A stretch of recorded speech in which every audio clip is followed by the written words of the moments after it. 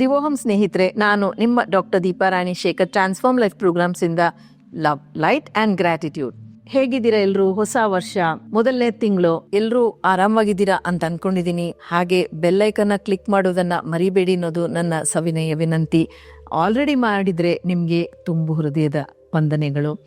ಯಾಕೆಂದ್ರೆ bell icon click ಮಾಡಿದಾಗ channel subscribe ಮಾಡ್ಕೋತೀರಾ, ನಿಮಗೆ ನೋಟಿಫಿಕೇಶನ್ ಬೇಗ ಬರುತ್ತೆ. ಅಂದ್ರೆ ನಮ್ಮ ವಿಡಿಯೋ ರಿಲೀಸ್ ಆದ ತಕ್ಷಣ ಪ್ರತಿದಿನ 1 ನಿಮಿಷದ ಒಂದು ಶಾರ್ಟ್ಸ್ ಹಾಕ್ತಾನೆ ಇರ್ತೀವಿ. ಯಾವುದಾದ್ರೂ ಒಂದು ವಿಷಯದ ಬಗ್ಗೆ ವಾರಕ್ಕೊಮ್ಮೆ ಈ 6, 7, 8 ನಿಮಿಷದ ಒಂದು ವಿಡಿಯೋಗಳು ಬರ್ತಾನೆ ಇರುತ್ತೆ. ಸೊ ಮತ್ತೊಂದು ವಿನಂತಿ ಅಂತಂದರೆ, ತುಂಬ ಜನ ಲೈಕ್ ಮಾಡ್ತೀರಾ, ಶೇರ್ ಮಾಡ್ತೀರಾ, ಸಬ್ಸ್ಕ್ರೈಬ್ ಮಾಡ್ಕೊಂಡಿದ್ದೀರಾ, ಕಾಮೆಂಟ್ ಮಾಡ್ತೀರಾ. Thank you so much. ನಾನು ಕೂಡ ಅದಕ್ಕೆ ಪ್ರತ್ಯುತ್ತರವನ್ನು ಕೊಡ್ತಾ ಇರ್ತೀನಿ. ಮತ್ತೊಂದು ವಿನಂತಿ ಅಂತ ಹೇಳಿದೆ, ಅದೇನು ಅಂತಂದರೆ, ನಿಮ್ಮ ಒಂದು ವಿಡಿಯೋಗೆ ಸಂಬಂಧಪಟ್ಟ ಡೌಟ್ಸನ್ನು ಮಾತ್ರ ಅಥವಾ ನಿಮಗೆ ಅನಿಸಿದ ಅನಿಸಿಕೆಗಳನ್ನು ಆ ಕಾಮೆಂಟ್ ಬಾಕ್ಸಲ್ಲಿ ಬರೀರಿ. ನಿಮ್ಮ ಪರ್ಸ್ನಲ್ ಪ್ರಾಬ್ಲಮ್ಗೆ ಸೊಲ್ಯೂಷನ್ ಕೇಳಬೇಕು ಅಂತಂದಾಗ ಇನ್ಸ್ಟಾಗ್ರಾಮಲ್ಲಿ ಮೆಸೇಜಸಲ್ಲಿ ಮೆಸೇಜ್ ಮಾಡಿ, ವಿಡಿಯೋ ಕಾಮೆಂಟ್ಸಲ್ಲಿ ಹಾಕೋಕ್ಕೆ ಹೋಗಬೇಡಿ. ಯಾಕೆಂದರೆ ಒಂದು ಫ್ಲೋ ಕಟ್ ಆಗುತ್ತೆ. ಹಾಗಾಗಿ ಮಾಡಬೇಡಿ ಅಂತ ಹೇಳ್ತಾ ಇಲ್ಲ. ನಿಮಗೆ ಪರ್ಸ್ನಲ್ ಏನಾದರೂ ಕೇಳಬೇಕಿದ್ರೆ ನನ್ನ ಇನ್ಸ್ಟಾಗ್ರಾಮ್ ಹ್ಯಾಂಡಲ್ಗೆ ಹೋಗಿ ಮೆಸೇಜಸಲ್ಲಿ ಮೆಸೇಜ್ ಮಾಡಿ. ಮತ್ತು ಸಾಧಾರಣವಾಗಿ ನನ್ನ ಕತೆ ಹೇಳೋದು ಅಭ್ಯಾಸ ಅಲ್ವಾ, ಅಭ್ಯಾಸಗಳು ಬಿಡೋಕ್ಕಾಗಲ್ಲ. ತುಂಬ ಜನ ಕತೆ ಚೆನ್ನಾಗಿದೆ, ಇಷ್ಟಪಡ್ತೀವಿ ಅಂತಲೂ ಹೇಳ್ತೀರಾ. ತಗೊಳ್ಳಿ, ಒಂದು ಕಥೆಯಲ್ಲಿ ಶುರು ಮಾಡೋಣ. ಏಕೆಂದರೆ ನಾವು ತಿಂಗಳು ಹೇಗೆ ಶುರು ಮಾಡ್ತೀವೋ ವರ್ಷ ಹಾಗೇ ಹೋಗುತ್ತೆ 2026 ಅಂತ ಅಂದ್ಕೊಳ್ಳೋಣ. ಈ ಕತೆ ಇಬ್ಬರು ವ್ಯಕ್ತಿಗಳದ್ದು. ಏನು ಮಾಡ್ತಾರೆ, ಒಂದು ದಿವಸ ಹಾಗೆ ಅವ್ರಿಗೇನಂತ ಕೆಲಸ ಅಂತ ಒಂದು ಗೋಲು ಅಥವಾ ಒಂದು ಕಾರ್ಯ ಏನೂ ಇರೋದಿಲ್ಲ. ಹಾಗೆ ಓಡಾಡಿಕೊಂಡು ಒಂದು ಮೈದಾನದಲ್ಲಿ ಕೂತಿರ್ತಾರೆ. ಇನ್ನು ಹಸಿ ಮಣ್ಣಿರುತ್ತೆ. ಹಾಗೆ ಸುಮ್ಮನೆ ಒಂದು ಕಡ್ಡಿನಲ್ಲಿ ಕೆದಕ್ತಾ ಇರ್ತಾರೆ. ಆಗ ಒಬ್ಬನಿಗೆ ಒಂದು ಚಿನ್ನದ ನಾಣ್ಯ ಸಿಗತ್ತೆ. ಆ ಚಿನ್ನದ ನಾಣ್ಯ ಸಿಕ್ಕಾಗ ಮತ್ತೊಬ್ಬ ನನಗೂ ಬೇಕಲ್ಲ ಅಂದಾಗ ಇಬ್ಬರು ಸೇರಿ, ಅಂದರೆ ಒಂಥರ ಟೀಮ್ ವರ್ಕ್ ಥರ, ನಂಗೆ ಸಿಕ್ತು ನಾನು ಹೋಗ್ತೀನಿ ಅಂತ ಹೇಳಿದೆ. ಆಯಿತು ಅಂತ ಇಬ್ಬರು ಸೇರಿ ಹುಡುಕ್ತಾರೆ. ಮತ್ತೊಬ್ಬ ವ್ಯಕ್ತಿಗೂ ಒಂದು ಚಿನ್ನದ ನಾಣ್ಯ ಸಿಗತ್ತೆ. ಆ ಚಿನ್ನದ ನಾಣ್ಯ ಸಿಕ್ಕಿದಾಗ ಅಫ್ಕೋರ್ಸ್ ಅದೃಷ್ಟ, ಲಕ್ ಅಂತ ಹೇಳ್ಬೋದು. ಯಾಕೆಂದರೆ ಕೆದಕಿದ ತಕ್ಷಣ ಸಿಗೋದಿಲ್ಲ ಅಲ್ವಾ. ಸೊ ಎಲ್ಲೋ ಅವರಿಗೆ ಓಕೆ, ಇದರಲ್ಲಿ ನಿಧಿ ಇರ್ಬೋದು ಅನ್ನೋ ಒಂದು ನಂಬಿಕೆ ಬರುತ್ತೆ. ಸೊ ಮೊದಲನೇ ವ್ಯಕ್ತಿ ಏನು ಮಾಡ್ತಾನೆ, ವಿಪರೀತ ಖುಷಿ ಆಗ್ಬಿಡುತ್ತೆ. ದುಡ್ಡು, ಕಾಸು, ಊಟ, ತಿಂಡಿ ಏನೂ ಇಲ್ದಿರೋಂಥ ಒಂದು ದುಸ್ಥಿತಿನಲ್ಲಿ ಇರ್ತಾರೆ ಇಬ್ಬರೂ. ಸೊ ಮೊದಲನೇ ವ್ಯಕ್ತಿ ಏನು ಮಾಡ್ತಾನೆ, ಹೋಗಿ ಒಳ್ಳೆ ಬಟ್ಟೆ, ಬೇಕಾದಂಥ ಚಂದದ ಫೋನು, ಗಾಡಿ, ಅದು ಇದು ಏನೇನು ಬೇಕೋ ಎಲ್ಲ ತೊಗೊಂಡು, ಬಟ್ಟೆ ಬರೆ ಎಲ್ಲ ಅತ್ಯುತ್ತಮವಾದ ಊಟ ಉಪಹಾರಗಳನ್ನು, ಸ್ನೇಹಿತರನ್ನು, ಕೊಂಡಾಟವನ್ನು ಭರ್ಜರಿಯಾಗಿ ಮಾಡ್ತಾನೆ. ಕೊಂಡಾಡೋದು ತಪ್ಪು ಅಂತ ಹೇಳ್ತಾ ಇಲ್ಲ, ಭರ್ಜರಿಯಾಗಿ ಕೊಂಡಾಡ್ತಾನೆ. ಇಲ್ಲಿ ಇದರ ವಿಷಯಕ್ಕೆ ಮತ್ತೆ ಬರೋಣ. ಎರಡನೇ ವ್ಯಕ್ತಿ ಏನು ಮಾಡ್ತಾನೆ, ಆ ಒಂದು ನಾಣ್ಯದಲ್ಲಿ ತನಗೆ ಬೇಕಾದ ತಿಂಗಳಿಗೆ ಆಗೋಷ್ಟು, 2 ವಾರ 4 ವಾರಕ್ಕೆ ಆಗೋಷ್ಟು ದವಸ ಧಾನ್ಯಗಳನ್ನು, ಶೆಲ್ಫ್ ಲೈಫ್ ಇರುವಂಥ ತರಕಾರಿಗಳನ್ನು ತಗೊಂಡು, ಕೆತ್ತೋದಿಕ್ಕೆ ಬೇಕಾದಂತಹ ಸಾಮಗ್ರಿಗಳನ್ನು ತಗೋತಾನೆ. ಗುದ್ಲಿ ಇರ್ಬೋದು, ಮತ್ತೊಂದಿರ್ಬೋದು, ಅದನ್ನು ತಗೊಂಡು ಕೆತ್ತಲಿಕ್ಕೆ ಶುರು ಮಾಡ್ತಾನೆ. ಕೆತ್ತುತ್ತಾ ಅವ್ನಿಗೆ ಅಲ್ಲೊಂದು ಇಲ್ಲೊಂದು ನಾಣ್ಯಗಳು ಸಿಗ್ತಾ ಹೋಗುತ್ತೆ. ಕೆತ್ತುತ್ತಾನೆ ಹೋಗ್ತಾನೆ. ಮತ್ತು ಅದಕ್ಕೆ ಇನ್ನೂ ಬೇಕಾದಂಥ ಮಷಿನರಿನ ತಗೋತಾನೆ, ಅಂದರೆ ಇನ್ನೂ ಕೆತ್ತೋದಿಕ್ಕೆ ಮಾಡೋದಕ್ಕೆ. ಅವನಿಗೆ ಸುಮಾರು ನಾಣ್ಯಗಳು ಸಿಗ್ತಾ ಹೋಗುತ್ತೆ. ಅದರಿಂದ ಅವನು ಆ ಒಂದು ನೆಲನೇ ಕೊಂಡ್ಕೊಂಡು ಟ್ರೆಸ್ ಪಾಸರ್ಸ್ ನಾಟ್ ಅಲೌಡ್, ಯಾರು ಈ ಜಾಗ, ಇದು ಪ್ರೈವೇಟ್ ಪ್ರಾಪರ್ಟಿ, ಯಾರು ಇದ್ರ ಒಳಗೆ ಬರೋಕ್ಕಾಗೋದಿಲ್ಲ ಅಂತ ಹೇಳಿಬಿಟ್ಟು ಒಂದು ಕಾಂಪೌಂಡನ್ನು ಕೂಡ ಎಬ್ಬಿಸ್ತಾನೆ.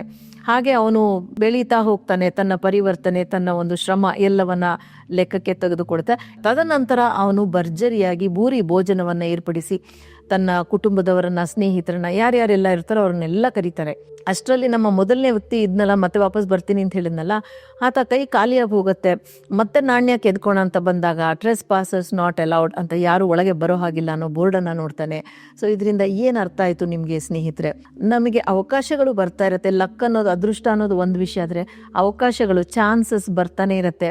ನಾವು ಏನು ಚಾಯ್ಸ್, ಏನು ಆಯ್ಕೆ ಮಾಡ್ಕೋತೀವಿ, ಹೇಗೆ ಅದಕ್ಕೆ ರೂಪುರೇಷೆಯನ್ನು ಕೊಡ್ತೀವಿ, ಏನು ಆ್ಯಕ್ಟ್ ಮಾಡ್ತೀವಿ ಅನ್ನೋದು ಮುಖ್ಯ ಆಗುತ್ತೆ.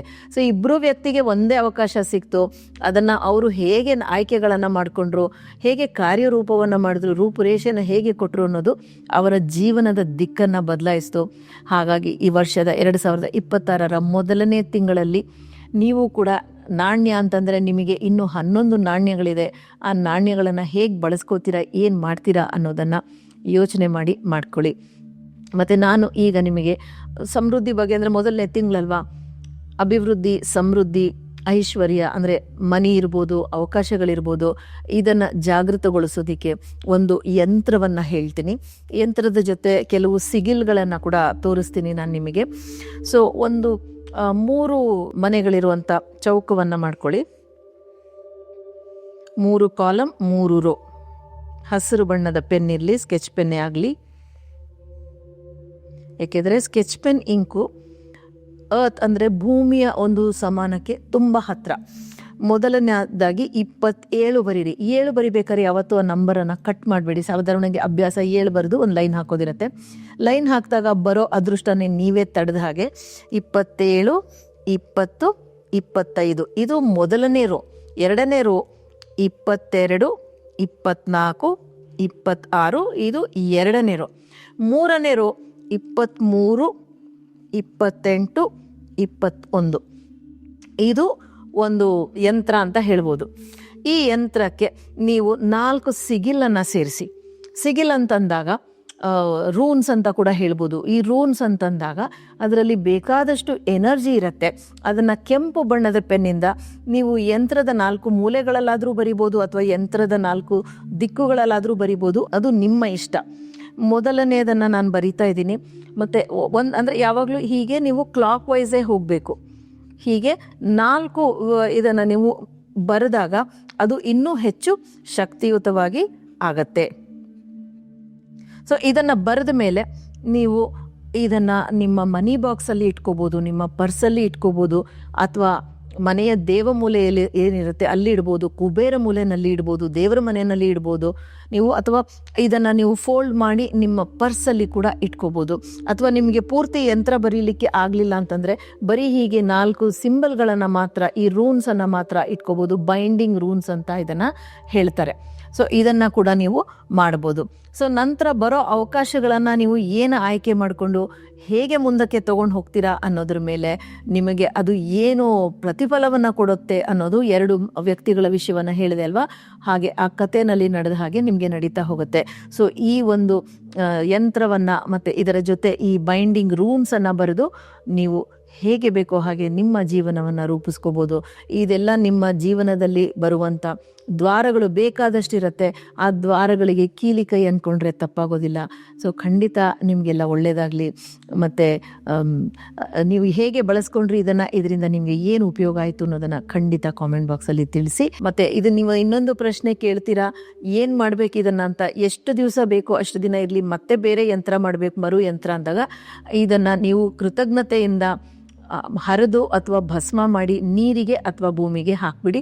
Thank you so much for joining me. ನಾನು ನಿಮ್ಮ doctor Deepa Rani Shekhar, transform life ಪ್ರೋಗ್ರಾಮ್ಸಿಂದ Divoham, love, light and gratitude.